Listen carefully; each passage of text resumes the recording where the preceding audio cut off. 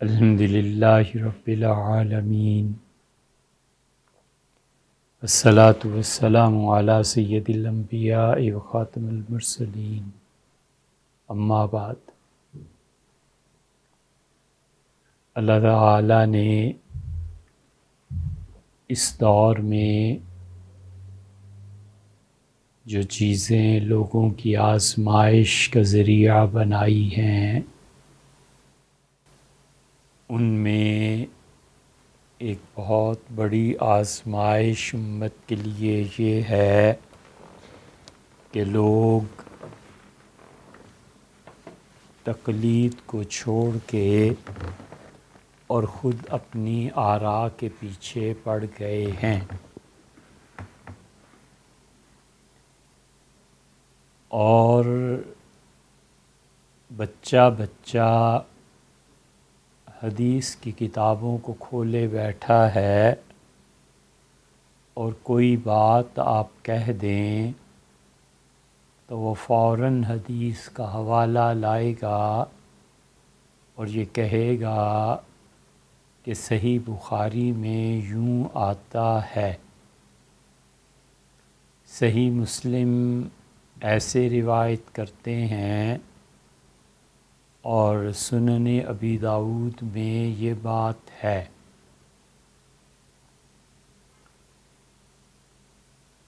اور ہم سوائے کتاب و سنت کے اور کسی چیز کو نہیں مانتے،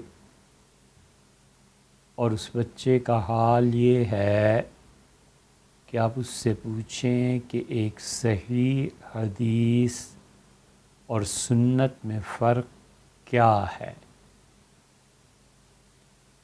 بخاری اور مسلم کو صحیح کیوں کہا جاتا ہے اور نسائی، ابن ماجہ اور ابو داؤد وغیرہ کتابوں کو سنن کیوں کہا جاتا ہے؟ اور اردو ترجمے دیکھ دیکھ کر جو غلط سلط باتیں ہیں وہ میڈیا میں آنے لگی ہیں، اور بہت بڑی آزمائش یہ ہے کہ کتاب و سنت کے نام پر گمراہی پھیلائی جا رہی ہے، اور اس کے ساتھ ساتھ دو چیزیں اس عدم تقلید کی نحوست سے اٹھ گئی ہیں۔ حدیث پہ عمل کرنے والے اور حضرت رسالت مآب صلی اللہ علیہ وسلم کی باتوں کو سمجھنے والے وہ لوگ ہم نے بھی دیکھے ہیں جن میں احادیث پر عمل ہوتا تھا اور ان کا علم بہت گہرا تھا، اور وہ جتنا کچھ پڑھتے تھے اس سے زیادہ ان کی زندگیوں میں تعبد تھا۔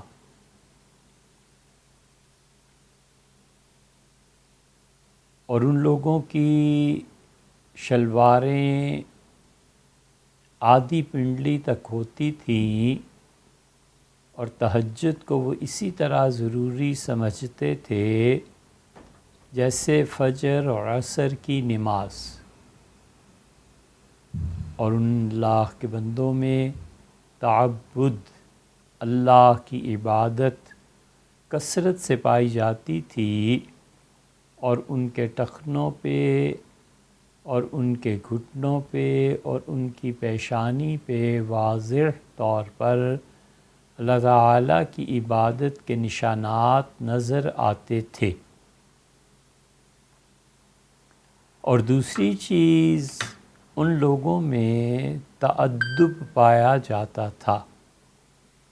تأدب کا مطلب یہ ہے کہ ادب اور احترام۔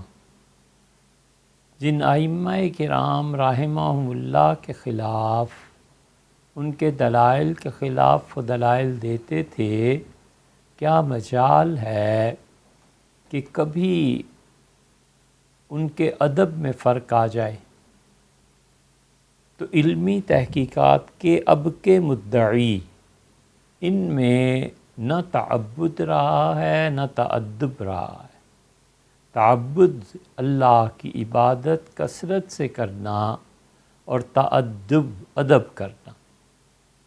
تو جن لوگوں کو کوئی عزت ادب احترام کے الفاظ تک معلوم نہیں ہیں اور جن کی زندگیوں میں عبادت کا کوئی حصہ نہیں ہے، وہ بھی اس بات کو کہتے ہیں کہ جی حدیث میں یوں آیا ہے اور حدیث میں یوں آیا ہے، اور ایک گروہ ایسا ہے جو حضرت رسالت پناہ صلی اللہ علیہ وسلم کی محبت کی وجہ سے حدیث کو دیکھ کر اس پہ عمل کرنا شروع کر دیتا ہے، حالانکہ اسے نہیں پتہ ہوتا کہ ان احادیث کو پوری تصحیح تحسین اور حدیث کے حسن اور صحیح ہونے کے باوجود امت نے قابل افتاء نہیں باندھا۔ انہوں نے کہا یہ احادیث صحیح ہیں ہماری سر آنکھوں پہ، لیکن اس کے مطابق فتویٰ نہیں دیا جائے گا۔ اب ایک آدمی حدیث کی کتاب میں کوئی چیز پڑھتا ہے اور وہ کہتا ہے کہ مجھے کسی کی تقلید نہیں کرنی، نہ ابو حنیفہ کی، نہ شافعی کی، نہ مالک اور نہ امام احمد رحمہ اللہ، مجھے کسی کے پیچھے نہیں چلنا، میں ہوں اور میری تحقیق ہے۔ تو سوچنے کی بات یہ ہے کہ وہ احادیث جن پر پوری امت نے عمل نہیں کیا، اب یہ کون سا دین آئے گا جس پر یہ عمل کرتا ہے اور کہتا ہے کہ حدیث میں یوں آیا ہے۔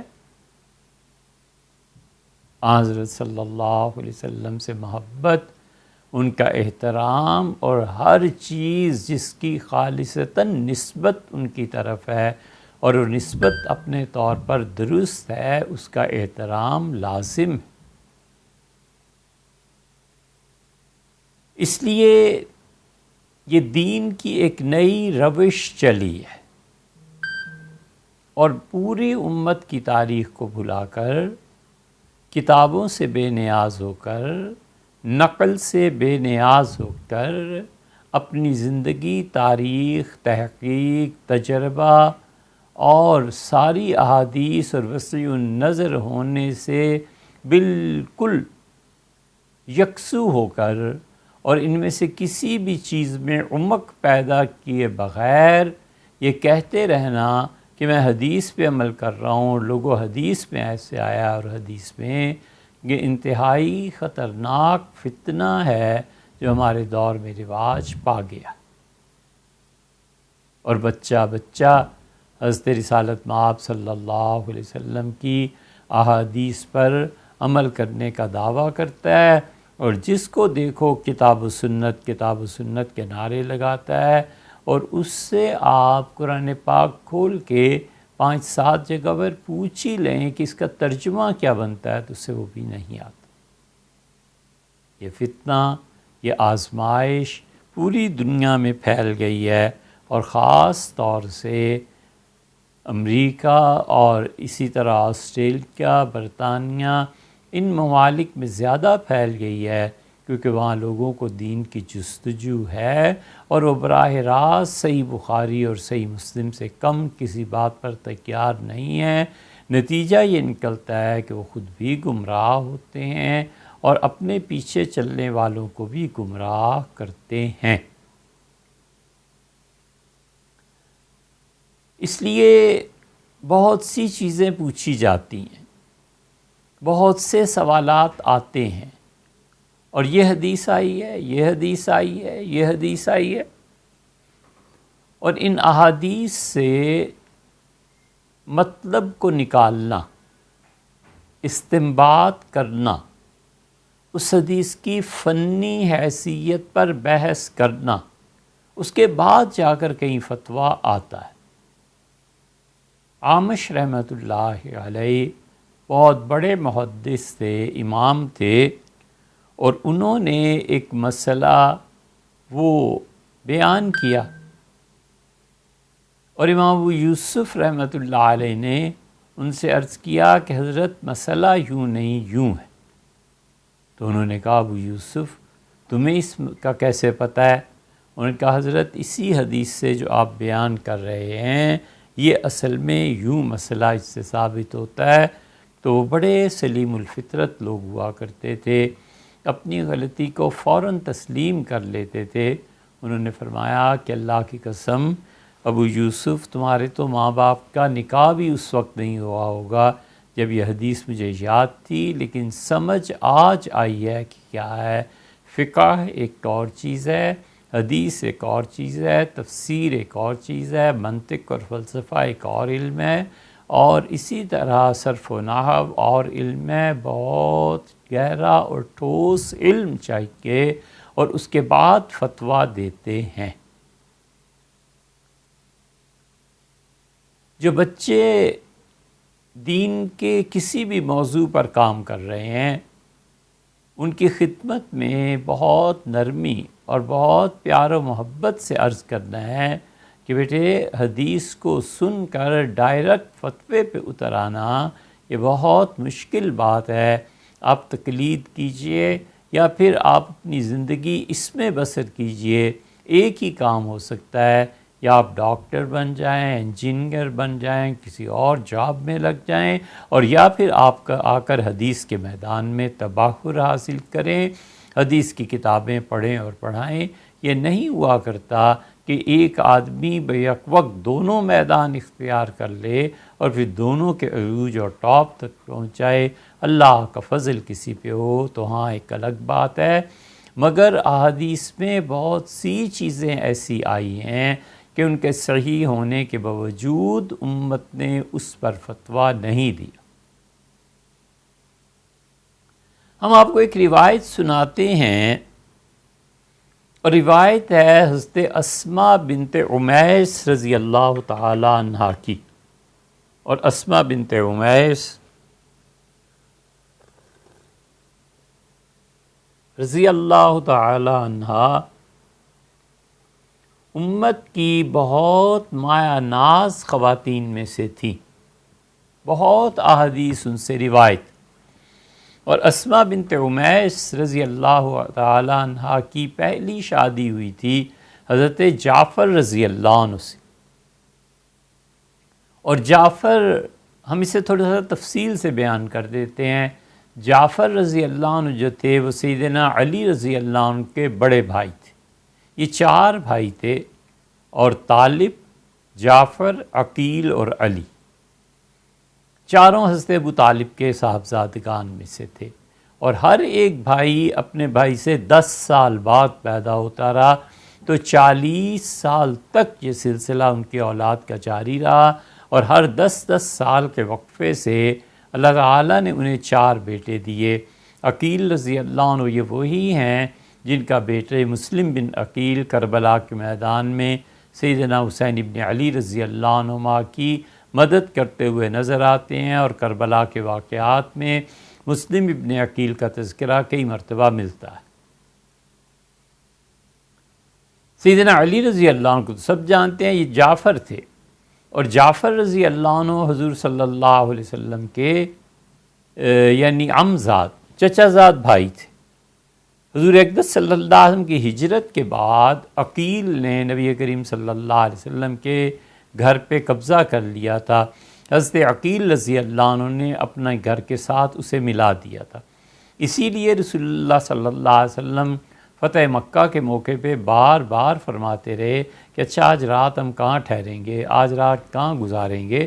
تو صحابہ رضی اللہ عنہ کو تعجب ہوا، اور انہوں نے عرض کیا کہ اللہ کے رسول آپ کا اپنا گھر موجود ہے، کاشانہ مبارک ہے۔ تو حضور صلی اللہ علیہ وسلم حل ترک لنا عقیل شیئن، عقیل نے کوئی چیز میری رہنے دی ہے؟ تو عقیل رضی اللہ عنہ یہ تھے، سیدنا علی رضی اللہ عنہ، اور جعفر رضی اللہ عنہ سے حضور صلی اللہ علیہ وسلم کو بہت محبت تھی۔ جعفر کے دادا اور حضور اقدس صلی اللہ علیہ وسلم کے دادا عبد المطلب ایک ہی تھے، اور رسول اللہ صلی اللہ علیہ وسلم نے ایک مرتبہ یہ بھی فرمایا جعفر رضی اللہ عنہ کے متعلق کہ ان کی شکل و صورت مجھ سے ملتی ہے، یعنی دادا کی وجہ سے دونوں میں بڑی شباہت تھی۔ اور جعفر رضی اللہ عنہ حبشہ ہجرت کر کے چلے گئے تھے، پھر حبشہ سے آئے تھے جس دن خیبر فتح ہوا ہے اس دن، اور رسول اللہ صلی اللہ علیہ وسلم کو بہت محبت تھی جعفر رضی اللہ عنہ سے۔ آپ لیٹے ہوئے تھے اور ام المومنین عائشہ رضی اللہ عنہ کہتی ہیں کہ ایک چادر آپ نے باندھی ہوئی تھی اور دوسری اوپر اوڑھنے کی بجائے آپ نے اسے سر سے پاؤں تک لے لیا، تو دستک ہوئی تو آپ لیٹے ہوئے تھے خیبر سے بھی وہیں، تو آپ نے پوچھا کون کا؟ جعفر۔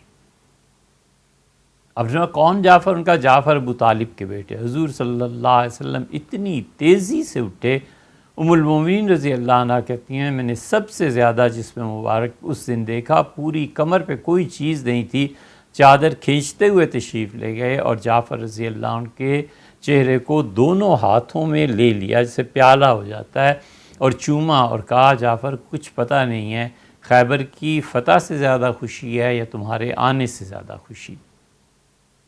ان جعفر رضی اللہ عنہ کو رسول اللہ صلی اللہ علیہ وسلم نے بھیجا تھا میدان جنگ میں رومیوں کے خلاف، اور جعفر کی شادی ہوئی تھی اسماء بنت امیس سے۔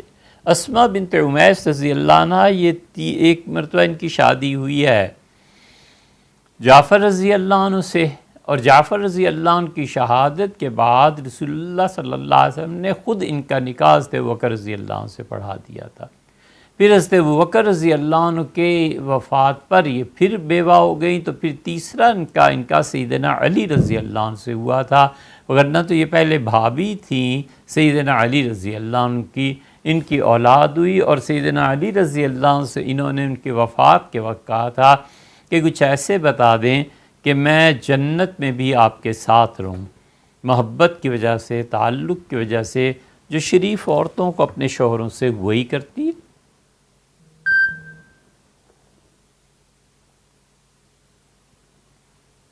تو سیدنا علی رضی اللہ عنہ نے کہا کہ پھر اس کا طریقہ یہ ہے کہ میرے بعد کسی سے شادی نہ کرنا۔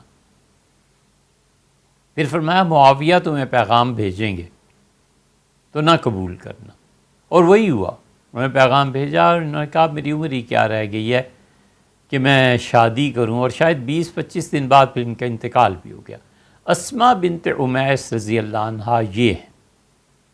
تو جو پہلی شادی جعفر سے ہوئی تھی ان سے ان کے 3 بیٹے ہوئے تھے، ایک تھا عون، ایک عبداللہ اور ایک محمد۔ یہ چھوٹے چھوٹے بچے تھے، حضور اقدس صلی اللہ علیہ وسلم سفر سے جب تشریف لاتے تھے واپس تو آپ کے استقبال کے لیے یہ بچے جاتے تھے، سیدنا حسن بھی، حسین رضی اللہ عنہ، بچے چھوٹے چھوٹے سارے جمع ہو جاتے تھے، تو حضور صلی اللہ علیہ وسلم ان بچوں کو اپنے گھوڑے پہ بٹھا لیتے تھے۔ تو ان بھائیوں کو یہ شرف حاصل ہوا ہے، اور رسول اللہ صلی اللہ علیہ وسلم نے اس جعفر کے لیے اتنے بڑے الفاظ کہے ہیں کہ غالباً کسی کے لیے اتنے بڑے الفاظ نہیں ملیں گے۔ قصہ یوں ہوا کہ رسول اللہ صلی اللہ علیہ وسلم فرما دیا تھا کہ جعفر اگر شہید ہو جائیں تو ان کے بعد غالباً فرمایا تھا ابن رواحہ کو جھنڈا دے دیا جائے، پھر تیسرے امیر کا خالد ابن ولید، اور اطلاع مل گئی رسول اللہ صلی اللہ علیہ وسلم کو کہ جعفر شہید ہو گئے۔ آپ مسجد نبوی میں بیٹھے ہوئے تھے اور آپ نے کہا لڑائی ہوئی اور جعفر شہید ہو گئے، پھر فرمایا فلاں، پھر فرمایا فلاں، اور اٹھ کے حضرت جعفر رضی اللہ عنہ کے گھر چلے گئے۔ اسماء بنت امیس نے جب دیکھا رسول اللہ صلی اللہ علیہ وسلم کا چہرہ مبارک تو وہ سمجھ گئیں کہ کوئی حادثہ پیش آیا ہے، تو رسول اللہ صلی اللہ علیہ وسلم نے ان بچوں کو اپنے جسم مبارک کے ساتھ چمٹا لیا، اور رسول اللہ صلی اللہ علیہ وسلم نے چہرہ مبارک کے ایک طرف کر لیا۔ تو اسماء بنت امیس نے پوچھا کہ کیا جعفر کی شہادت ہو گئی ہے؟ تو رسول اللہ صلی اللہ علیہ وسلم ہاں۔ اس پہ اسماء رضی اللہ عنہ کی چیخ بلند ہوئی اور رسول اللہ صلی اللہ علیہ وسلم تشریف لے گئے اور فرمایا محلے والوں سے کہ اسماء کا خیال کرو، بڑی مشکل پیش آ گئی ہے، ان کے کھانے پینے کا بندوبست کرو۔ یہ 3 دن تک کا کھانا جو ہے وہ اصل میں یہیں سے شروع ہوا تھا۔ 3 دن بعد رسول اللہ صلی اللہ علیہ وسلم آئے، اور ان 3 دنوں میں آپ نے ایک پیغام بھی بھجوایا، وہ آپ کے سامنے بھی پڑھ دیتے ہیں۔ اور رسول اللہ صلی اللہ علیہ وسلم نے فرمایا ان بچوں کے سر صاف کراؤ۔ سر مڈائے گئے، آپ نے انہیں اپنے ساتھ چمٹایا اور آپ نے کہا کہ اللہ کی قسم جعفر کی اولاد دنیا اور آخرت دونوں جہانوں میں میں ان کا وارث ہوں. بہت بڑا جملہ ہے. فرمایا دنیا اور آخرت دونوں جہانوں میں ان کا وارث ہوں. بہت بڑی بات فرمائی. یہ تو تھا وہ قصہ. حدیث کی کتابوں میں کیا آتا ہے؟ حضرت اسماء رضی اللہ عنہ خود راویہ ہیں، اور اسماء رضی اللہ عنہ کی یہ روایت آپ کو مسند احمد میں مل جائے گی، ہر جگہ مل جائے گی. بہت مشہور چیز ہے جس کو ہم نے چند الفاظ میں کچھ فکروں میں بیان کیا ہے. وہ کہتی ہیں اسماء بنت عمیس، یہ عبداللہ ابن شداد کی روایت ہے اسماء بنت عمیس رضی اللہ عنہ سے. اس پہ حافظ ابن حزم ظاہری نے اعتراض کیا ہے کہ عبداللہ ابن شداد کی ملاقات حضرت اسماء رضی اللہ عنہ سے نہیں ہوئی.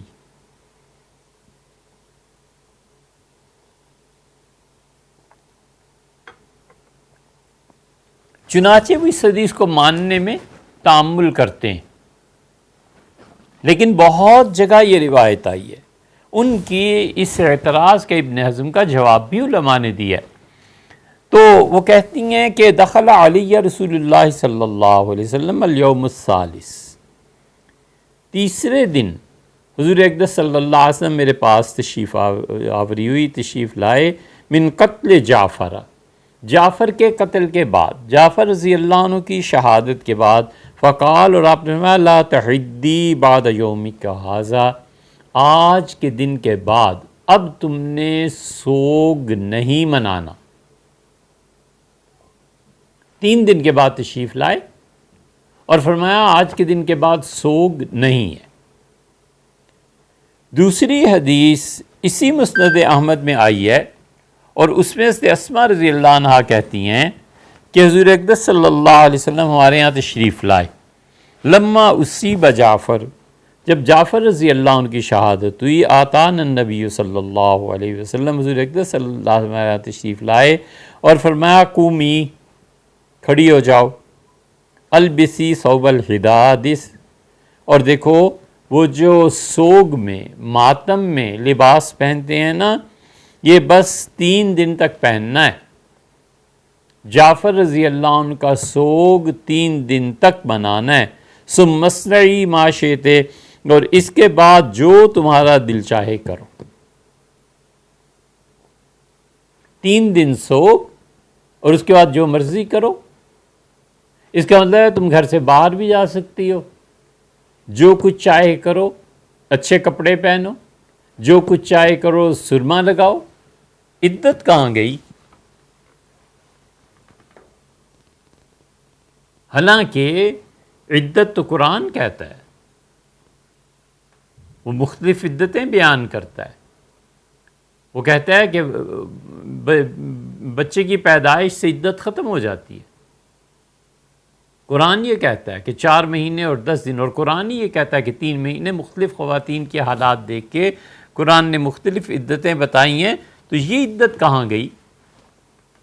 آپ نے کبھی اس حدیث کو سوچا ہے؟ اگلی روایت دیکھیے، طبرانی میں آئی. یہ اسماء بنت عمیس رضی اللہ عنہ ہی کی روایت ہے. فرماتی ہیں کہ لما اصیب جعفر، حضرت جعفر رضی اللہ عنہ کی شہادت ہوئی تو امرنی رسول اللہ صلی اللہ علیہ وسلم، حضور اقدس صلی اللہ علیہ وسلم نے مجھ سے فرمایا کہ تسکنی ثلاثاً، 3 دن تک سکون سے رہو، یعنی اپنے گھر میں ہی رہو، سکونت اختیار کرو. ثم مصنعی ما شئت، اور 3 دن کے بعد تم آزاد ہو، جو مرضی کرو، کوئی پابندی نہیں ہے. آزادی بالمقابل پابندی، اور عدت میں تو ساری پابندیاں ہیں. یہ سے جعفر رضی اللہ عنہ کی اولاد بھی اس روایت کو کہتی ہے، اور وہ کہتی ہیں ہماری والدہ سے رسول اللہ صلی اللہ علیہ وسلم نے یہ کہا. ایک بات یاد آ گئی، اس سے تاریخ میں دیکھیے گا. حضرت جعفر رضی اللہ عنہ کے بیٹے تھے نا، عون، محمد اور عبداللہ. تو عبداللہ ابن جعفر جو تھے، ان کے ہاں بیٹا پیدا ہوا، اور بیٹا پیدا ہوا، اور عبداللہ ابن جعفر جو تھے حضرت معاویہ رضی اللہ عنہ کے پاس تھے، یہ خالص ہاشمی سید و ایمانہ کہ رسول اللہ صلی اللہ علیہ وسلم نے جن لوگوں پر زکوٰۃ منع فرمائی ان میں یہ جعفری بھی تو ہیں، سادات بھی تو ہیں، ان سب کو زکوٰۃ نہیں دی جا سکتی۔ اور جعفر کے بیٹے عبداللہ اور عبداللہ کے بیٹے جب پیدا ہوئے ہیں تو حضرت معاویہ رضی اللہ عنہ کے دوست تھے یہ عبداللہ، تو انہوں نے کہا میرے نام پہ اپنے بچے کا نام رکھنا، تو معاویہ بن عبداللہ بن جعفر بن ابو طالب بن عبد المطلب یہ نسب نامہ بنتا ہے۔ سادات کرام کے رضی اللہ عنہم تعلقات اس وقت تک حضرت معاویہ رضی اللہ عنہ کے دور میں بھی اچھے تھے۔ حضرت معاویہ رضی اللہ عنہ نے غالباً 15,000 تولے سونا دیا تھا انہیں کہ اپنی زندگی میں مختلف چیزوں میں صرف کریں، تو معاویہ رضی اللہ عنہ ان میں بڑے تھے۔ اور یہ جو عبداللہ کے بیٹے جنہیں حضرت معاویہ رضی اللہ عنہ کہا کہ میرے نام پہ اپنے بچے کا نام رکھنا، یہ اور یزید دوست تھے۔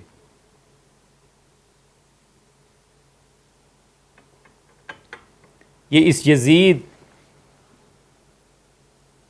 بد نصیب کی حرکتیں تو کربلا میں پھر اس کے بعد ظاہر ہوئی ہیں جب یہ بادشاہ بنا ہے۔ جیسے لڑکی کا پتہ اس وقت چلتا ہے جب اپنے گھر کی ہو جاتی ہے تو پھر پتہ چلتا ہے کہ شخصیت کیا ہے۔ اس کے کرتوت اور معائب تو سامنے آئے جب حضرت معاویہ رضی اللہ عنہ کے بعد اس کا دور حکومت آیا، اور حضرت معاویہ بن عبداللہ بن جعفر بن ابو طالب بن عبد المطلب نے اشعار کہے ہیں یزید کی شان میں، بڑے گہرے دوست تھے آپس میں، جیسے وہی کرتا ہے کہ جوانی میں لوگ ایک دوسرے کے دوست ہوتے ہیں اور پھر کبھی کسی کے معائب کھلتے ہیں یا کچھ ہوتی ہے بات تو آدمی کہتا ہے یہ تو اتنا اچھا آدمی تھا، اس کو کیا ہو گیا ولیعذ باللہ، ایسی چیزیں۔ تو اس لیے حضرت معاویہ رضی اللہ عنہ کے دور میں آپ کو یہ مل جائے گا ان ہاشمیوں کے، ان سادات کے، حضرت جعفر رضی اللہ عنہ کے اولاد کے اور ان کے امویوں کے آپس کے کیسے اچھے تعلقات تھے۔ اور یہی معاویہ بن عبداللہ بن جعفر بن ابو طالب بن عبد المطلب سیدنا عثمان رضی اللہ عنہ کا جب خون ہوا ہے اور جب شہادت ہوئی ہے تو امیر المومنین رضی اللہ عنہ نے جس میں شہادت پائی ہے کرتے میں، اسی کرتے کو خون آلود اس کرتے کو انہوں نے ہی پہنا تھا مدینہ منورہ میں لے کے، اور پھر یہی اسی حالت میں مکہ چلے گئے تھے۔ اور مکہ میں ام المومنین حضرت عائشہ رضی اللہ عنہ نے دیکھا تو کٹی ہوئی انگلیاں اور یہ خون سے بھرا ہوا لباس ام المومنین رضی اللہ عنہ نے دیکھا کہ اس نے پہنا ہوا ہے، تو انہوں نے پوچھا، ان کا امیر المومنین کی شہادت ہو گئی ہے۔ طلحہ، زبیر اور حضرت عائشہ رضی اللہ تعالی عنہم انہوں نے اسی عبداللہ معاویہ بن عبداللہ بن جعفر بن ابو طالب بن عبد المطلب کو دیکھ کے ہی آگے ساری چیزیں چلی تھیں۔ تو ان کے تعلقات اس وقت تک بھی اچھے تھے۔ یہ چیزیں تھیں، یہ آپ کو تاریخ میں مل جائے گا۔ ابن عساکر کی تاریخ دیکھ لیجئے، اس میں اعلام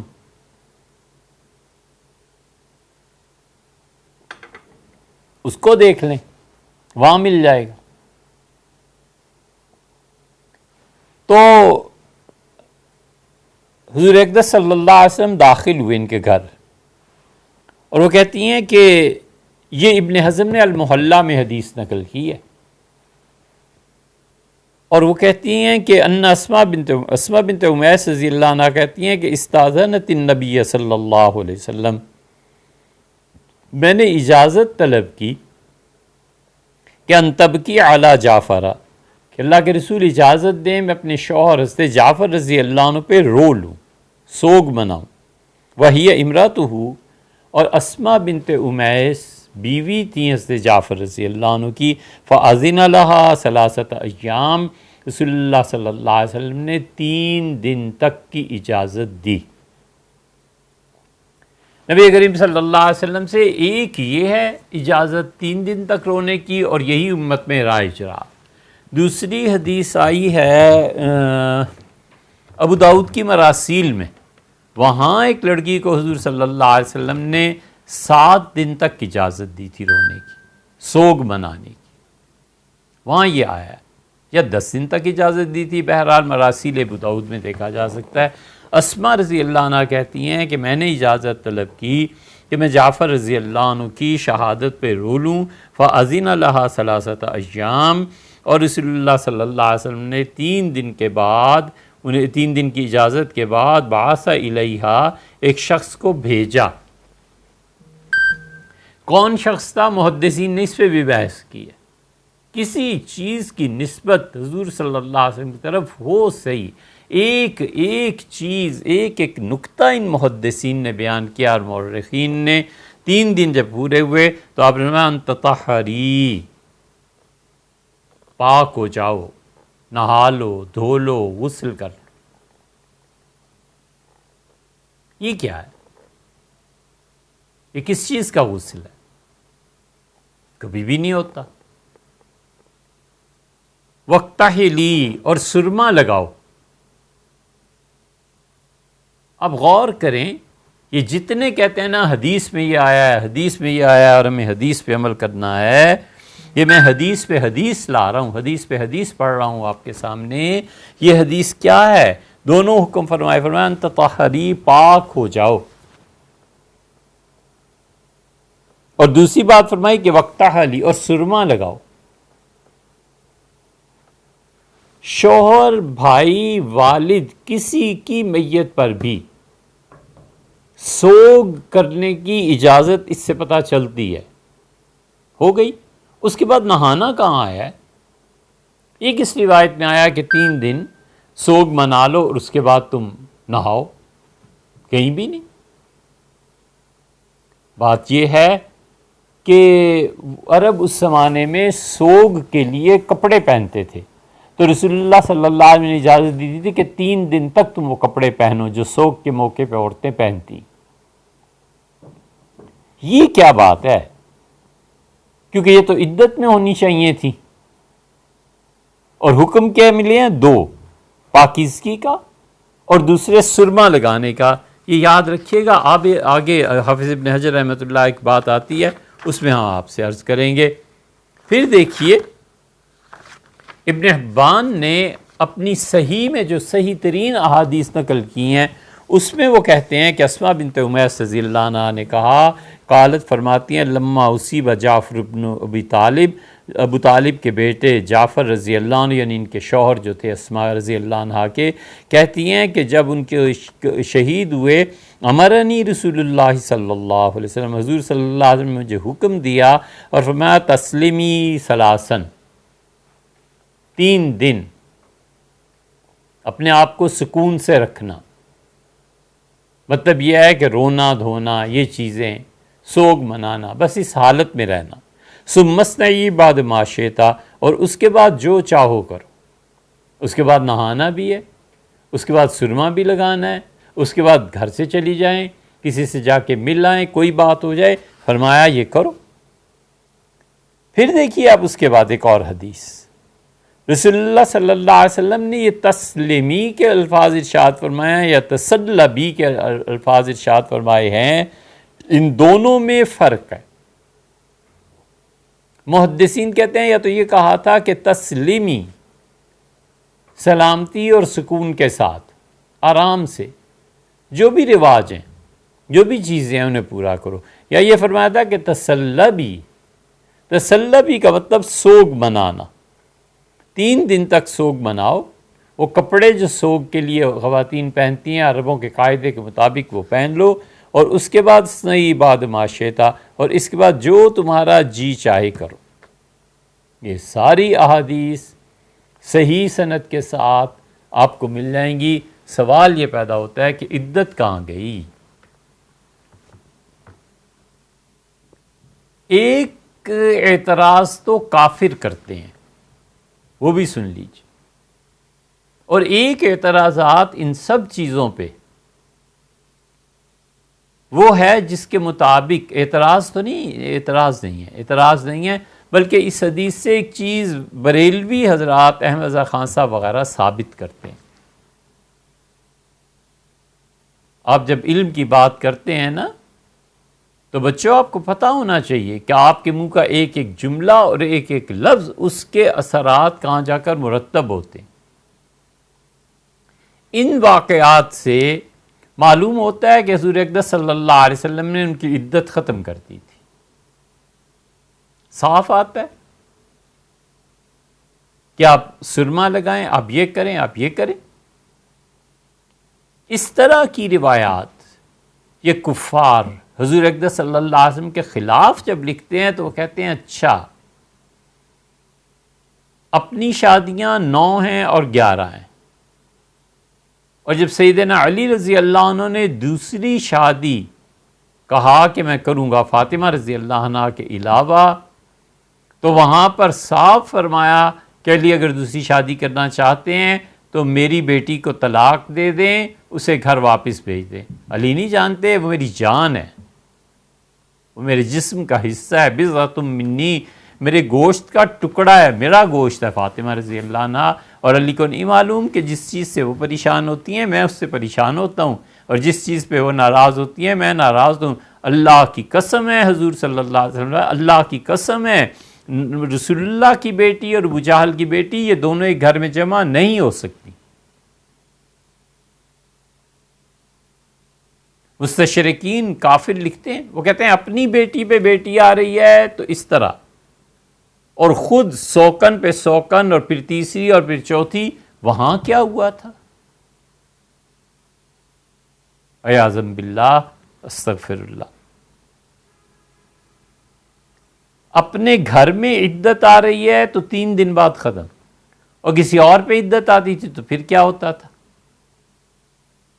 یہ اس طرح کی روایات سے کفار جو فائدہ اٹھاتے ہیں اور کفار اس طرح کی چیزیں پیش کرتے ہیں، اس لیے عرض کر رہے ہیں کہ یہ پتہ ہونا چاہیے کہ ہمارے دشمن کے پاس کیا ہتھیار ہیں، کن چیزوں سے وہ استدلال کرتے ہیں۔ وہ حضور اقدس صلی اللہ علیہ وسلم کا مرتبہ اور مقام تو نہیں جانتے، اور جانتے بھی ہوں تو ان کے اندر جو کفر بھرا ہوا ہے وہ اس کو تسلیم کب کرنے دیتا ہے؟ اور اس سے دوسری دلیل لیتے ہیں اس طرح کی احادیث سے۔ ہمیں یہ نہیں یاد اب کہ یہ حدیث بھی انہوں نے شامل کیا ہے یا نہیں، لیکن فتاوی رضویہ میں مولانا حافظ خان صاحب نے انہوں نے کئی احادیث نقل کی ہیں کہ شارع حقیقی اللہ ہے اور شارع حقیقی حضور صلی اللہ علیہ وسلم بھی۔ جس طرح اللہ حلال اور حرام اس کا حکم دیتا ہے، بالکل ٹھیک اسی طرح رسول اللہ صلی اللہ علیہ وسلم کو اختیار تھا کہ وہ کسی چیز کو حلال قرار دیں، کسی چیز کو حرام قرار دیں۔ یہ ان کا بھی اختیار ہے اور اللہ کا بھی اختیار ہے۔ جبکہ حنفیہ کے محققین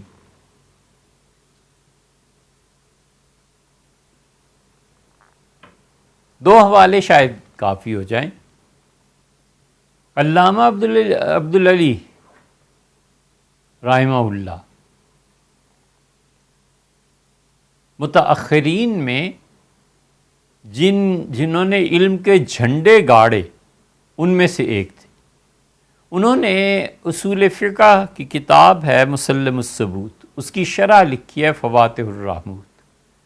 اس میں انہوں نے اس پہ بحث کی ہے کہ شارع حقیقی حقیقت میں شریعت کو بیان کرنے والا، حقیقت میں شریعت کو بنانے والا کون ہے؟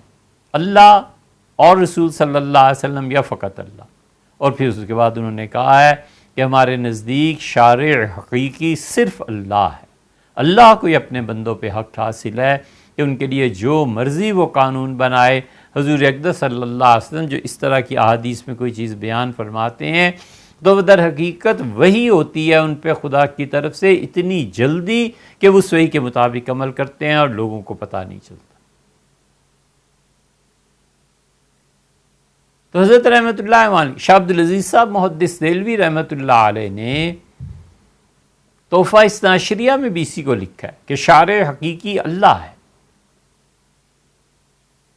اور اس طرح کی وہ احادیث جیسے حج کی حدیث میں بھی آیا ہے، ایک لڑکی نے رسول اللہ صلی اللہ علیہ وسلم دریافت کیا تھا کہ اس کے والد اور حج کا معاملہ تھا، تو اس سے پوچھا حضور صلی اللہ علیہ وسلم اگر میں ہاں کہہ دیتا تو ان کے لیے حج ضروری ہو جاتا۔ خان صاحب نے اس سے استدلال کیا ہے، مرزا خان صاحب نے 20-30 احادیث اس مقام پر لائے ہیں، یہ فتاوی رضویہ میں۔ سوال یہی ہے، پھر لوٹ آئیں اصل چیز پہ کہ رسول اللہ صلی اللہ علیہ وسلم نے یہ کیسے کہہ دیا؟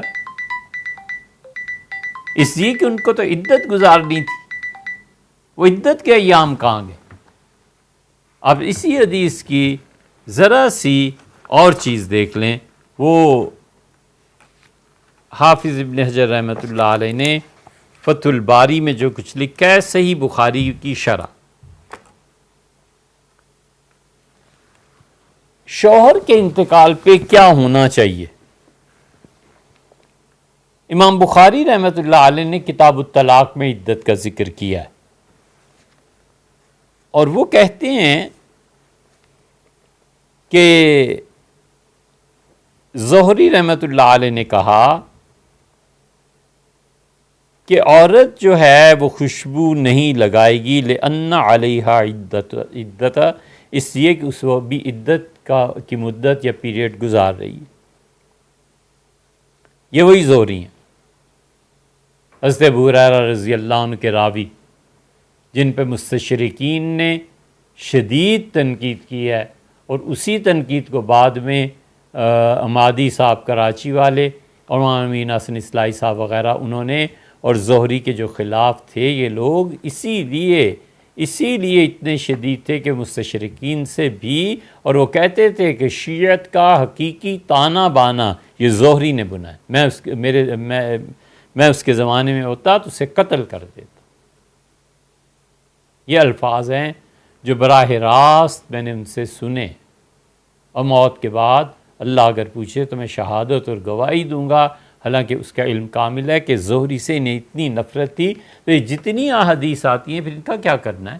امام بخاری رحمۃ اللہ نے کہا، زہری نے کہا کہ لا ارا ان تقرب صبیۃ الطیب، میں دیکھتا ہوں کہ بیٹی کو، بچی کو خوشبو نہیں لگانی، اس لیے کہ اس پہ عدت ہے، اور پھر اس کے بعد وہ لائیں امام مالک رحمۃ اللہ علیہ کی سند، اور 3 احادیث انہوں نے ذکر کی ہیں۔ وہ کہتے ہیں کہ زینب نے کہا، یہ زینب کون تھیں؟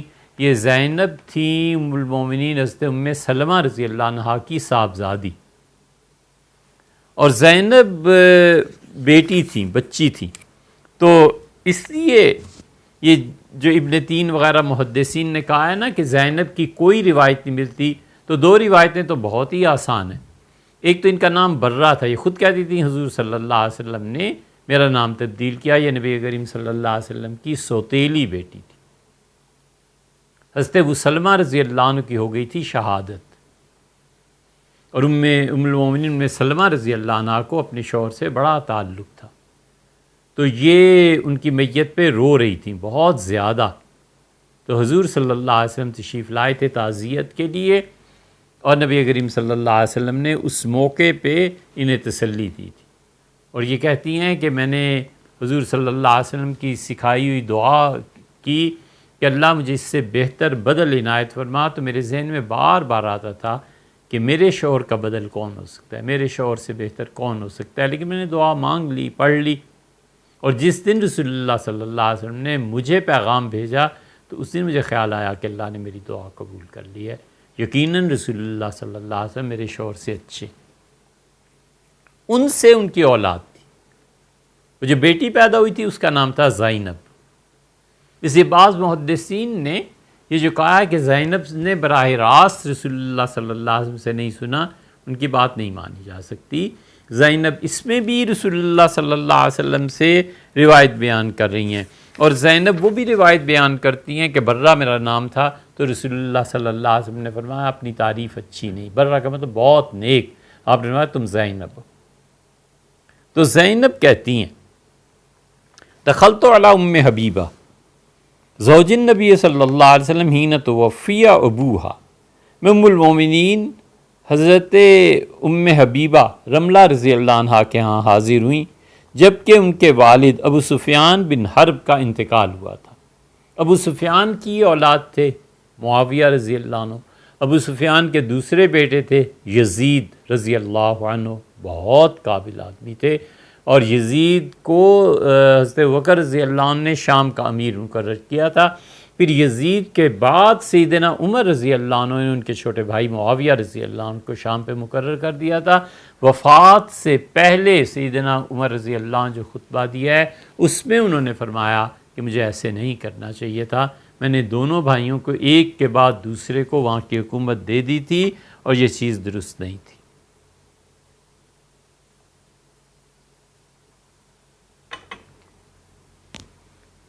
تو ایک بیٹا ہوا ان کا یزید، دوسرے معاویہ رضی اللہ عنہ، ان کی یہ صاحبزادی تیسری رملہ۔ تو زینب جو ابو سلمہ کی بیٹی ہیں، حضور صلی اللہ علیہ وسلم کی سوتیلی بیٹی ہیں، وہ کہتی ہیں کہ میں ام حبیبہ رضی اللہ عنہا کے پاس حاضر ہوئی تو میں نے دیکھا ان کے والد صاحب کا انتقال ہو گیا تھا، سفیان بن حرب کا۔ فدعت ام حبیبہ بطیب، ام حبیبہ رضی اللہ عنہا نے خوشبو کا برتن منگوایا۔ تو پچھلے زمانوں میں وہ خوشبو خانہ ہوا کرتا تھا، جیسے باورچی خانہ، اس طرح کے گھروں میں کمرے ہوا کرتے تھے۔ بڑا پیسہ تھا مسلمانوں کے پاس، بڑی بڑی کوٹھیاں بنتی تھی، کنالوں میں گھر ہوا کرتے تھے۔ تو جو زیبائش اور آرائش مرد و عورت جس کمرے میں بھی جا کے حاصل کرتے تھے اسے خوشبو خانہ کہتے تھے۔ اکبر بادشاہ کے زمانے میں سیکری میں جو خوشبو خانہ تھا، یہ آئے تھے عیسائی اکبر کو عیسائیت کی دعوت دینے، تو پوچھا گیا تو ان کا خوشبو خانے میں انہیں ٹھہراؤ، پادری وہاں ٹھہرائے گئے تھے۔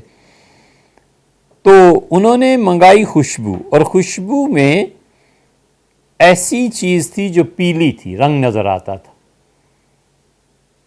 فدہنت منہ جاریتن ثم مست بعارضیہا، ام المومنین رضی اللہ عنہا نے خوشبو میں ہاتھ ڈالا اور اس اپنے گالوں پہ ملا، اور پھر فرمانے لگی کہ واللہ مالی بالطیب من حاجت۔ ام المومنین رملہ رضی اللہ عنہا نے کہا کہ اللہ کی قسم مجھے خوشبو کی کیا ضرورت ہے اب اس عمر میں، اور مجھے کوئی ضرورت بھی نہیں ہے، غیر انی سمعت رسول اللہ صلی اللہ علیہ وسلم، میں نے جو آج خوشبو لگائی ہے اس کی کوئی وجہ نہیں ہے سوائے اس کے کہ میں نے حضور صلی اللہ علیہ وسلم سے سنا تھا، آپ نے فرمایا تھا لا یحل کسی لامرأۃ، کسی خاتون کے لیے جائز ہی نہیں ہے، تؤمن باللہ والیوم الآخر، جو عورت یہ وصف بیان کیا اس کا کہ اللہ اور آخرت پر ایمان رکھتی ہے، ان تحد علی میت فوق ثلاث لیال، کہ وہ کسی پر بھی سوگ منائے 3 دن سے زیادہ، 3 دن سے زیادہ سوگ منانا کسی کے لیے جائز ہی نہیں ہے۔ والد کا انتقال ہوا ہو تو، بھائی کا انتقال ہوا ہو تو، کسی کزن کا انتقال ہوا وغیرہ وغیرہ، الا علی زوجین، حضور صلی اللہ علیہ وسلم نے ایک مستثنا قرار دیا، فرمایا شوہر 4 اشہر و عشرن، 4 مہینے اور 10 دن تک عورت اپنے شوہر کا سوگ منا سکتی ہے، اس کے علاوہ کسی کے لیے جو اللہ اور آخرت پر ایمان رکھتی ہو جائز ہی نہیں ہے کہ اس کے علاوہ کسی پر بھی سوگ منائے۔ اسماء رضی اللہ عنہ کے شوہر کی تو شہادت ہوئی تھی، جعفر رضی اللہ عنہ کی، انہیں کیوں کہا کہ بس 3 دن، اور 3 دن کے بعد ختم؟ یہاں آپ دیکھ رہے ہیں بخاری میں، یہاں حضور اقدس صلی اللہ علیہ وسلم عدت مقرر فرما رہے ہیں، اور وہاں فرما رہے ہیں کہ صرف 3 دن تک اسماء آپ سوگ منائیں، اور اس کے بعد سب آزادی۔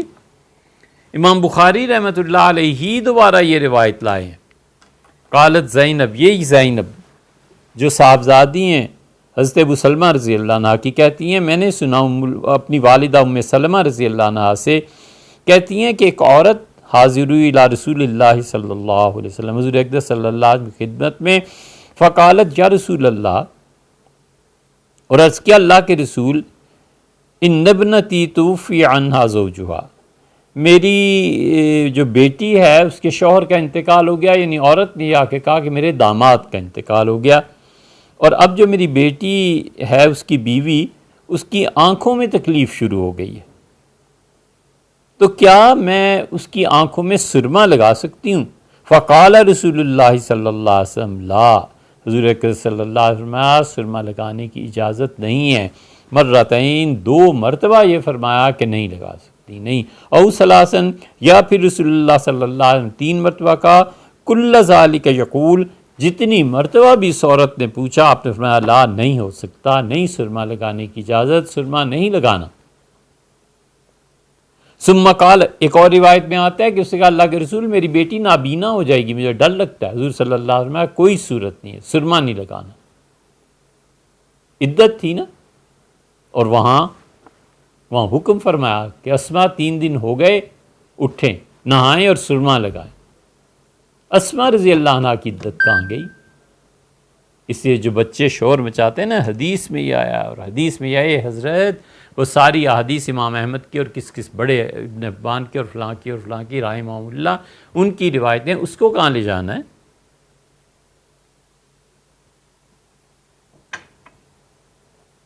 حضور اقدس صلی اللہ علیہ وسلم انما ہی 4 اشہر و 10، 4 مہینے اور 10 دن تمہاری بیٹی عدت گزارے گی۔ وقد کانت احداکن فی الجاہلیت ترمی بالبعرۃ، اور حال یہ تھا تمہارا زمانہ جاہلیت میں کہ تم عورتیں علی راس الحول 1 سال عدت گزارتی تھی، اور پھر گندگی کو چھو کر پھر تم باہر آتی تھی عدت گزارنے کے کمرے سے۔ شکر نہیں کرتی ہو اللہ نے اسے 4 مہینے 10 دن اور گندگی اور وہ چیزیں رکھی نہیں، اس کی تشریح ایک جگہ ہو چکی، اس سے نہیں کرتے۔ خلاصہ اس کا بھی یہی ہے کہ عورتوں کو الگ کر دیا جاتا تھا، عدت میں بالکل بدتر کپڑے پہنا کے اسے چھوڑ دیا جاتا تھا، سال گزر جاتا تھا، پھر وہ کتا یا گدھا ان چیزوں کو چھوتی تھی، کوئی گندگی اٹھا کے اس پہ پھینکتی تھی، پھر یہ علامت تھی کہ اب عدت سے باہر آ گئی۔ ایک جگہ اس کی کافی تشریح ہو گئی، دیکھا آپ نے۔ حمید کہتے ہیں کہ میں نے زینب رضی اللہ عنہا سے کہا وما ترمی بالبعرۃ علی راس الحول، یہ سال گزارنے کے بعد زمانہ جاہلیت میں عورتیں یہ کیا کرتی تھیں جو حضور صلی اللہ علیہ وسلم نے فرمایا کہ گندگی پھینکتی تھیں؟ تو پھر انہوں نے بتایا، زینب کہتی ہیں کہ عورت کا یہ حال ہوتا تھا۔ پھر یہ ساری اسی کی تشریح ہے جو آپ سے ابھی 2 لفظوں میں عرض کیا، ایک جگہ بہت تفصیل سے اس کو عرض کر چکے۔ یہ ہیں زینب، عورت کا سوگ منانا اور عورت کا عدت کسی نے امت میں سے انکار نہیں کیا، کسی نے بھی۔ 2 آدمیوں نے انکار کیا ہے، شعبی نے اور حسن بصری نے۔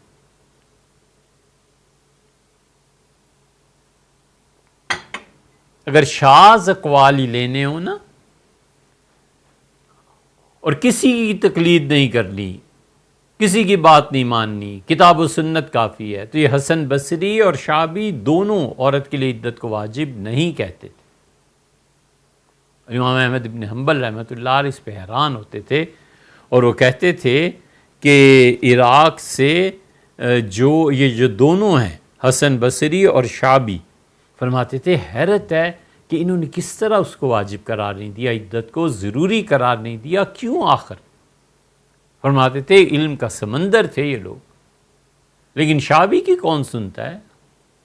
حسن بصری رحمہ اللہ کون سنتا ہے؟ کسی نے نہیں مانی امت۔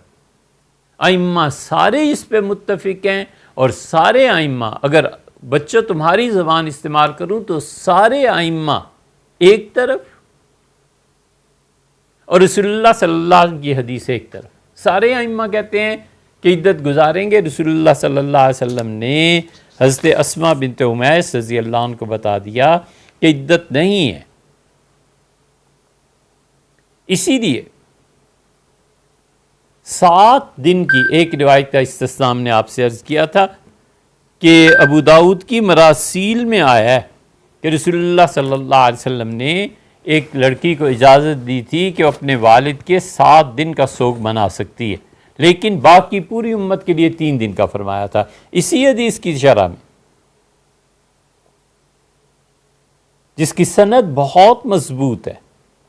حافظ ابن حجر رحمۃ اللہ علیہ ہیں، اور وہ کہتے ہیں کہ اسماء بنت امیس رضی اللہ عنہا نے کہا کہ حضور اقدس صلی اللہ علیہ وسلم تیسرے دن تشریف لاوری ہوئی ہمارے گھر، جبکہ جعفر رضی اللہ عنہ کی شہادت ہو چکی تھی۔ تو آپ نے فرمایا آج تیسرا دن ہو گیا، آج کے بعد کوئی سوگ نہیں ہے۔ امام احمد ابن حنبل رحمۃ اللہ یہ الفاظ لکھے ہیں اور ان کی یہ روایت ہے، اور ابن حبان بھی اسی کے قائل ہیں، اور امام طحاوی رحمۃ اللہ علیہ نے کہا کہ جب جعفر رضی اللہ عنہ کی شہادت ہوئی تو حضور صلی اللہ علیہ وسلم ہمارے گھر تشریف لائے اور آپ نے فرمایا 3 دن اور بس یہ پورے ہو گئے ہیں، ثم مصنعی ما شئت، اب آپ کا جو جی چاہے کرے،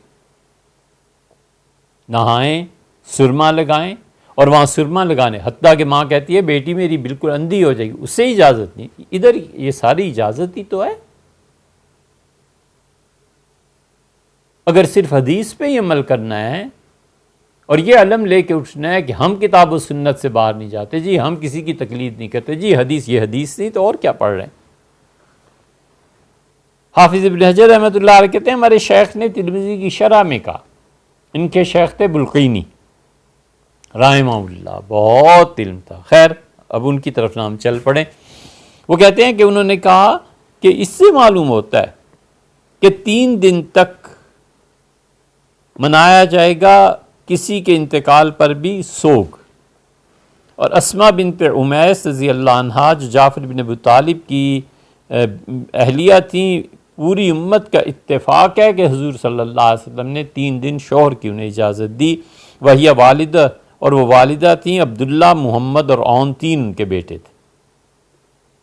اور اب محدثین آ گئے، انہوں نے کہا یہ انہیں ایک طرف وہ ہیں، ایک طرف پوری امت ہے، تو وہ کہتے ہیں چاہے اس حدیث کا جواب کیا، وہ کہتے ہیں اس لیے کہ حدیث صحیح احادیث کے مخالف پڑتی ہے۔ اب ایک حدیث وہ ہے، باقی احادیث کے مخالف پڑتی ہے، تو باقی امت نے جتنی احادیث ہیں انہوں نے اس حدیث کو کینسل کر دیا۔ اسماء بنت امیس رضی اللہ عنہ کا واقعہ شاذ ہو گیا، ایک طرف کو نکل گیا، اور امت نے ان احادیث پہ عمل کیا جن احادیث میں حضور صلی اللہ علیہ وسلم نے اجازت نہیں دی۔ اب جس انسان کو ناسخ اور منسوخ کا علم نہ آتا ہو، ایک بچی کا شوہر آج شہید ہو جاتا ہے، وہ کہتی ہے کہ حضور صلی اللہ علیہ وسلم نے 3 دن کے لیے بس اس کے بعد آزادی دی تھی حضرت اسماء رضی اللہ عنہ کو، میں بھی اسی حدیث پہ عمل کرتی ہوں، تو اب آپ اس سے کیا کہیں گے؟ ولیعوذ باللہ، یہ اسی طرح کی گمراہی کی باتیں، جس طرح کسی بچے کی پیدائش پہ لوگوں نے لعن طعن کی تو اس نے کہا مریم کیا عیسیٰ علیہ السلام نہیں پیدا ہوئے تھے؟ یہ اس طرح کی چیزیں ہیں، دماغ اس طرح گھومتا ہے اور شیطان گھماتا ہے۔ حافظ ابن حجر رحمۃ اللہ نے کہا کہ جعفر رضی اللہ عنہ شہید ہوئے، اور کچھ لوگوں نے کہا کہ شہید چونکہ زندہ ہوتے ہیں اس لیے، لیکن ھذا ضعیف، یہ بات کمزور ہے۔ شہداء کی بیویاں اگر اسی طرح تیسرے دن عدت کی پابندیوں سے آزاد ہو جائیں تو کہتے ہیں حمزہ رضی اللہ عنہ بھی شہید ہوئے تھے، عبداللہ بن عمر بن حرام تھے، یہ حضرت جابر رضی اللہ عنہ کے والد تھے، یہ بھی انتقال کر گئے تھے، تو ان کی بیویوں نے عدت نہیں گزاری تھی۔ پھر وہ کہتے ہیں کہ امام طحاوی رحمۃ اللہ علیہ نے کہا کہ حدیث منسوخ ہے اور عورتوں کو عدت گزارنی پڑے گی۔ اور پھر ایک جواب اور بھی البتہ محدثین نے دیا ہے، اس کی اصل ہم ڈھونڈ رہے ہیں، اب تک نہیں ملی۔ بعض محدثین کا خیال یہ ہے کہ تیسرے دن حضرت اسماء رضی اللہ عنہ کے ہاں ان کے بیٹے کی ولادت ہو گئی تھی، اس لیے رسول اللہ صلی اللہ علیہ وسلم آتا غسل کرو اور تمہاری عدت پوری ہوگی، لیکن یہ کہیں ملا نہیں۔ یعنی مطلب یہ کہ کوئی ایسی سند متصل ہو، کہیں آیا ہو کہ واقعی یہ واقعہ پیش آیا تھا، یہ محدثین کا گمان ہے کہ شاید ایسے ہوا ہو، شاید ایسے ہوا ہو، شاید تیسرے دن ولادت ہو گئی ہو بچے کی، اس لیے رسول اللہ صلی اللہ علیہ وسلم کی عدت پوری قرار دی ہو۔ یہ شاید اور شاید کی بات ہے، وگرنہ غالباً حقیقتاً ایسے نہیں ہو۔ یا آپ نے دیکھا یہ ایک حدیث ہے جو ہم نے آپ کے سامنے رکھی، تو اس لیے یہ کہنا کہ حدیث میں آیا ہے لہٰذا اس پہ عمل اس طرح ہو سکتا ہے، ایسے نہیں ہے۔ ہر حدیث پہ عمل کرنے کی اجازت نہیں دی جا سکتی۔ کیوں نہیں فقہا نے اس پہ فتویٰ دیا؟ بس بنیادی سوال یہ ہے، فقہا کو چاہیے تھا نا کہ اس پہ فتویٰ دیتے کہ حضور اقدس صلی اللہ علیہ وسلم نے اسماء رضی اللہ عنہا کو اجازت دی تھی، لہٰذا امت میں یہ چیز ہو سکتی ہے، کسی ایک فقیہ نے امت میں فتویٰ نہیں دی۔ ہم اس کی ایک دوسری چیز آپ سے عرض کرتے ہیں۔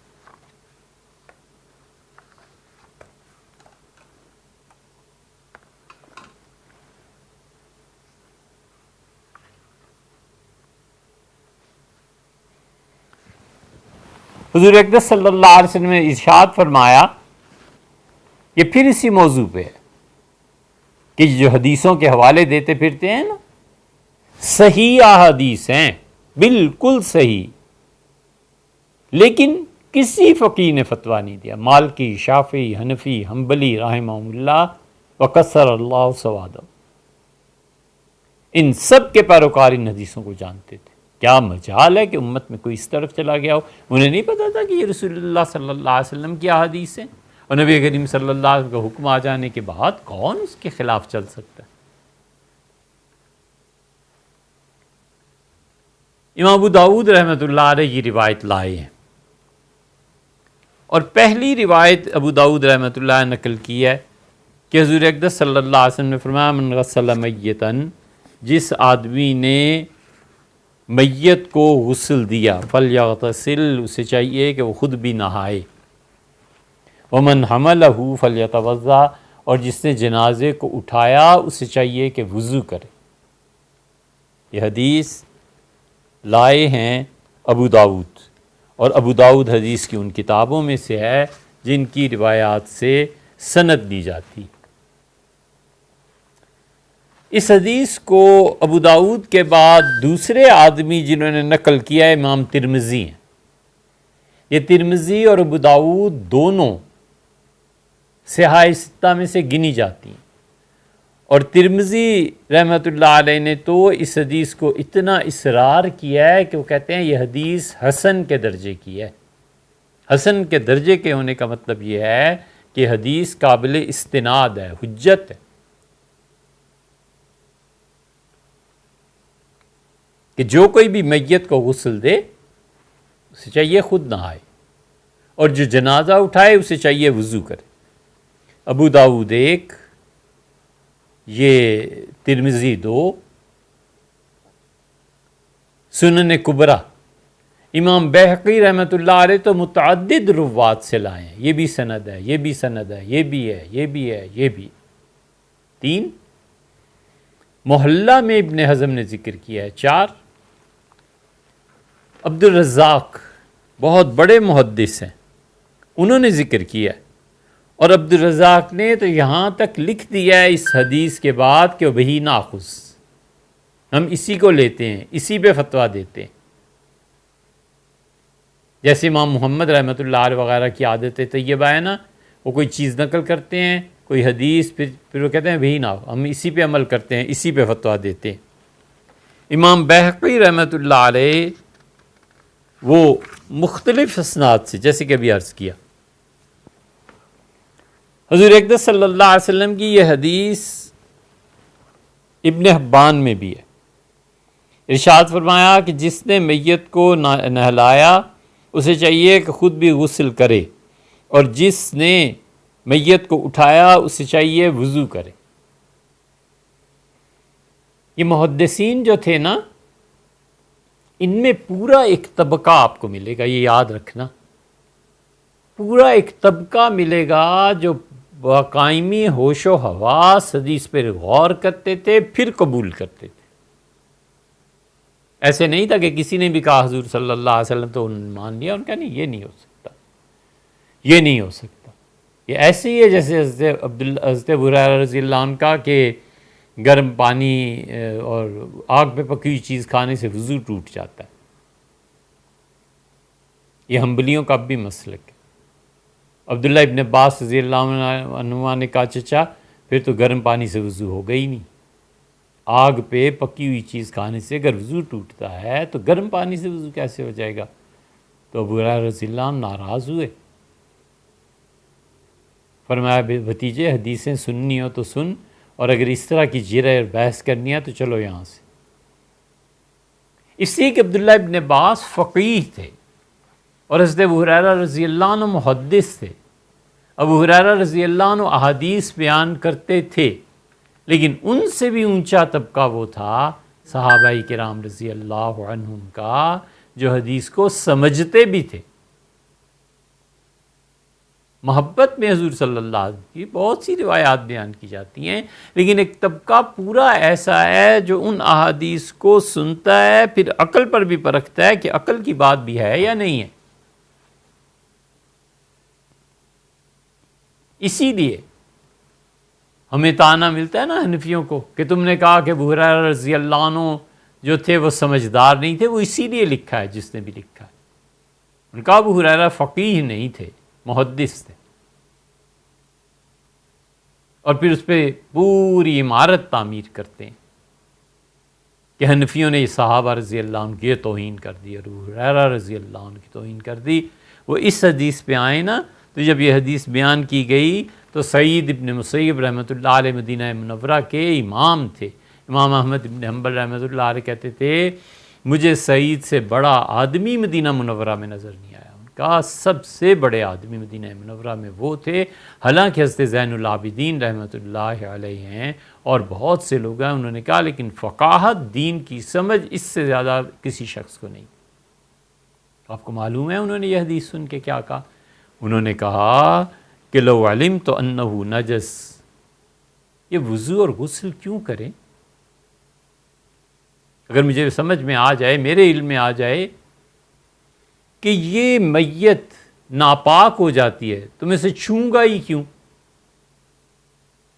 ناپاکی کو چھو کے تو وضو کروں، چلو مستحب ہوا، نہ ہوں کوئی بات ہوئی. میت تو نجس نہیں ہوتی، اس حدیث کو کیسے مانا جا سکتا ہے؟ اور دوسری طرف آپ دیکھیں تو اس کے راوی کون ہے؟ ترمذی اور ابو داؤد.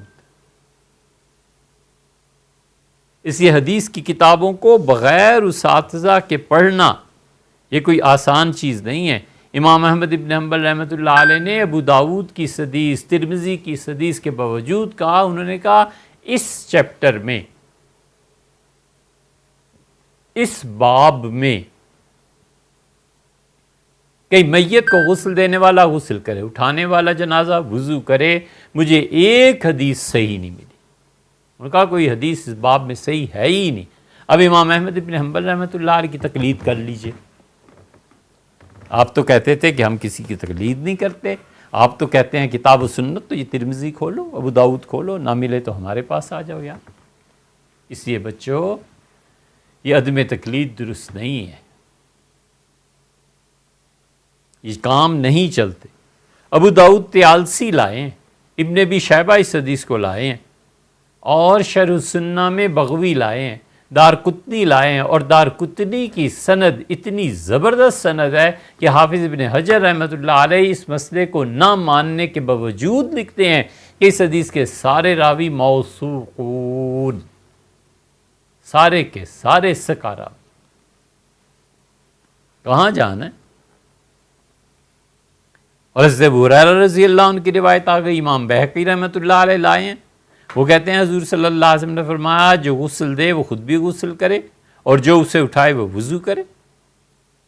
پھر امام بہقی رحمۃ اللہ علیہ مسلسل لاتے چلے گئے ہیں روایات، اور بار بار وہ کہتے ہیں کہ حضور صلی اللہ علیہ وسلم یہ فرمایا، یہ فرمایا، یہ فرمایا. اور یہاں تک کہ انہوں نے غالباً 15 کے قریب احادیث نقل کی ہیں، اور مختلف سندوں سے، مختلف روات سے اس حدیث کو حسن قرار دیا ہے. کس نے؟ امام ترمذی نے. اور امام ترمذی کی اس تحسین پہ کہ یہ حدیث حسن کے درجے کی ہے، امام نووی رحمۃ اللہ علیہ نے تنقید کی ہے. اور نووی کے بعد حافظ ابن حجر رحمۃ اللہ علیہ آئے ہیں اور انہوں نے نووی کی بات کو نہیں مانا. نووی امام تھے حدیث کے، حافظ ابن حجر تھے، نووی تھے، ابن حمام حنفی تھے، یہ ابن تیمیہ تھے رحمہم اللہ. یہ آگے پیچھے کے لوگ ہیں، لیکن کمال کا علم اللہ نے دیا تھا انہیں حدیث میں، تو اس تحسین کو قائم رکھا ہے انہوں نے. ترمذی نے صاف لکھا ہے کہ حضرت ابو ہریرہ رضی اللہ عنہ کی روایت حسن کے درجے کی.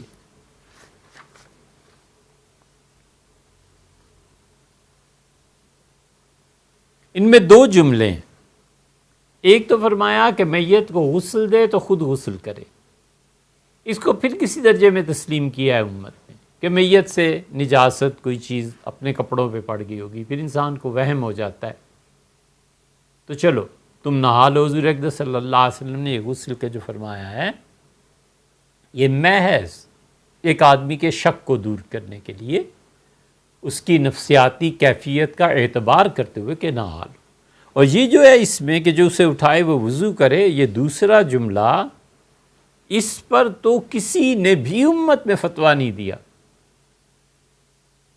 کسی نے امت میں فتویٰ نہیں دیا، اس کو تو پھر چلو دو چار آدمیوں کی تائید ہے،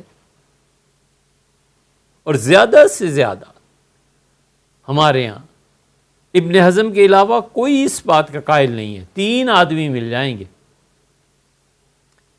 ایک ملیں گے، اوپر سے شروع کریں، امیر المومنین سیدنا عمر رضی اللہ عنہ، بعض روایات سے ثابت ہوتا ہے کہ سیدنا عمر رضی اللہ عنہ اس کے قائل تھے، ان کے ہونے کے باوجود چاروں ائمہ نے اس پہ فتویٰ نہیں دیا، بعض تو مانتے ہی نہیں، اور امیر المومنین رضی اللہ عنہ کے بعد دوسرے آدمی یہ ملیں گے، اور تیسرے آدمی عبدالسلام صنعانی ہے، سبل السلام انہوں نے لکھی ہے صنعانی نے، وہ مل جائیں گے، لیکن امت میں کوئی ایسا نہیں ملے گا۔ ابن حزم سیدنا عمر رضی اللہ عنہ 1، ابن حزم 2، اور سبل السلام کے مصنف صنعانی، ان لوگوں نے کہا ہے کہ غسل دینے والے کو غسل کرنا چاہیے، ان کے علاوہ امت میں کوئی ائمہ میں سے کوئی نہیں ملے گا۔ آپ خود سوچیں، ایسی حدیث ہے جس کو ابو داؤد، ترمذی، ابن حزم، عبدالرزاق، ابن ابی شیبہ، 9، 10، 12 کتابیں آپ دیکھ لیں، سب اس حدیث کو لاتے ہیں اور کوئی بھی اس پہ فتویٰ نہیں دیتا۔ یہ کیا وجہ ہے؟ اور یہ آئے دن کی بات، یہ آئے دن کی بات ہے، ہر جگہ پیش آتی ہے، لیکن سارے ائمہ نے اس حدیث کو چھوڑ دیا۔ اب ان پر کیا فتویٰ لگانا ہے کہ یہ لوگ حدیث کے خلاف تھے، یہ لوگ حدیثوں کو نہیں مانتے تھے۔ اس لیے آج کی نشست میں ہم نے 2 باتیں آپ سے عرض کی ہیں، ایک عدت کا مسئلہ اور ایک یہ جنازے کا مسئلہ، اور یہ سب چیزیں ایسی ہیں جو آئے دن پیش آتی ہیں، کسی نے ان حدیثوں کو نہیں مانا اور نہ ان پہ عمل کیا ہے۔ اب آپ بتائیں کہ کہاں ہے وہ دعویٰ کہ جی حدیث میں آیا ہے لہٰذا ہم حدیث تو چھوڑ نہیں سکتے؟ کبھی کیا ہے؟ یہ جتنے حدیث پہ عمل کرنے والے ہیں ان سب سے پوچھتا ہوں، سچ بتاؤ یار، کبھی بھی اس حدیث پہ عمل کیا؟ یہ ترمذی اور ابو داؤد کی روایت ہے، میت کو آپ نے غسل دیا ہوگا، پھر جا کے خود بھی غسل کیا، اور جتنوں نے جنازہ اٹھایا انہوں نے وضو کیا۔ اس لیے یہ خطرناک رہا ہے، تقلید نہ کرنا، ائمہ کرام رحمہم اللہ پر اعتبار نہ کرنا۔ انہوں نے بھی یہی حدیثیں پڑھی تھی، انہوں نے بھی یہی مواد دیکھا تھا، انہوں نے بھی اپنے اساتذہ سے یہی سنا تھا، اس کے باوجود وہ ہلے نہیں۔ جو چیز انہوں نے وہاں پر سمجھ لی ہے اور وہاں پر پڑھی ہے، بالکل انہوں نے اس پہ عمل کیا۔ جس حدیث کو ناسخ اور منسوخ مانا ہے اس پہ وہ قائم رہے۔ اس لیے عافیت اور خیر اسی میں ہے کہ ہم اپنے اسلاف کی راہ کو نہ چھوڑیں، ہم ان کے پیچھے چلیں۔ انشاءاللہ آئندہ ایک اور موضوع ہے، آپ بھی دعا کیجئے اللہ تعالیٰ اس پہ قائم رکھے۔ تو اس موضوع کو جو اور موضوع ہے وہ رسول اللہ صلی اللہ علیہ وسلم کے بعض افعال ہیں، ہم ان میں آپ کو بتائیں گے کہ صحیح احادیث کی فہرست دیکھ لو، یہ اتنی ہے اور امت میں کسی نے اس پہ عمل نہیں کیا، کسی نے فتویٰ ہی نہیں دیا۔ وجہ کیا ہے؟ پھر انشاءاللہ آپ سے بات ہو۔